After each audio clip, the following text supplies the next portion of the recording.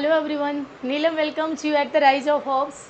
Yes learners, it's the turn to learn some idioms and the phrases which we are using daily in our communication.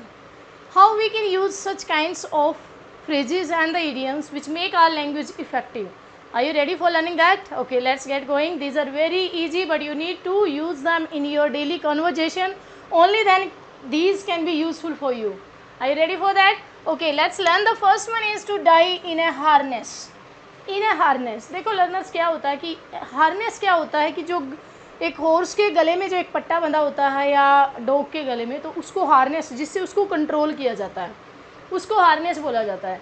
और यहाँ पर क्या है, to die in a harness. It means कि आप काम करते करते इतने कंट्रोल्ड रहे लाइफ भर कि इतना काम किया, काम करते करते मर गए और कभी फुर्सत के 2 पल नहीं मिले, उसको बोला जाता है डाई इन ए हार्नेस. एग्जाम्पल से देखिए, Shri Lal Bahadur Shastri ji died in A harness. जो लाल बहादुर शास्त्री जी थे वो काम करते करते ही मर गए. मीन्स ज़िंदगी में इतना काम उन्होंने किया, तो डाई इन ए हार्नेस, काम करते करते मर जाना. दूसरा है to end in a smoke.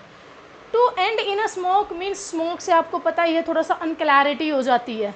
तो to end in a smoke means end तो एंड ही होता है, तो कैसे इसको कोरिलेट करोगे कि कोई काम आप कर रहे थे वो अनक्लियर रहा, निष्फल हो गया, एंड हो गया लेकिन उसका कोई फल नहीं मिला, तो निष्फल होना या बेकार होना. एग्जाम्पल देखिए, all his schemes ended in a smoke for want of money. All his scheme ended in smoke, उसकी सारी स्कीम्स एंड हो गई किस में, जो उसकी चाहत थी मनी के लिए, तो वो नहीं सक्सेसफुल हो पाया, तो वो निष्फल हो गई उसकी सारी schemes. To get into the hot water. Hot water में आप चले जाओगे तो क्या हो जाएगा, you will feel obviously uncomfortable. तो ये क्या है, अगर uncomfortable you are, it means you are in trouble, मुसीबत में फंस जाना. तो इसको कैसे यूज़ करेंगे learners, like student got into the hot water for using unfair means. आप एग्जाम में अगर अनफेयर मीन्स चीटिंग करोगे तो ऑब्वियसली जब फंस जाओगे तो क्या हो जाएगा, means you are into the hot water, मुसीबत में फंस गए. तो ये मुसीबत में फंस जाना होता है कि किसी to get into the hot water. ठीक है. Next one is to keep in the dark. To keep in the dark means अंधेरे में रखना, प्रॉपर जानकारी ना देना. एग्जाम्पल से समझिए, like he kept his parents in dark. He kept his parents in dark, अपने पेरेंट्स को डार्क में रखा. Regarding what, for his fatal disease. उसको कोई बहुत घातक बीमारी थी, फेटल डिजीज़ थी, पेरेंट्स को नहीं दुखी करना चाहता था, तो उसके रिगार्डिंग अगर हम देखें तो पेरेंट्स को पता नहीं है और इतनी बीमारी है, वो कहीं भी दिखा लेते, अच्छे हॉस्पिटल में लेकर जाते, अच्छा इलाज कराते. तो ये था अंधेरे में रखना, मीन्स उनको बताया नहीं, लेकिन उसने क्या अपने पार्ट पर क्या सोचा कि पेरेंट्स को परेशान नहीं करना. Okay, next is to come of age. Come of age means बालिग हो जाना और वयस्क हो जाना, एडल्ट हो जाना. हम क्या, जैसे 18th ऑफ एज जो है वो वयस्क की मानी जाती है, एडल्ट हो जाते हैं, इसमें बालिग हो जाते हैं. तो come of age means 18 year हो जाना.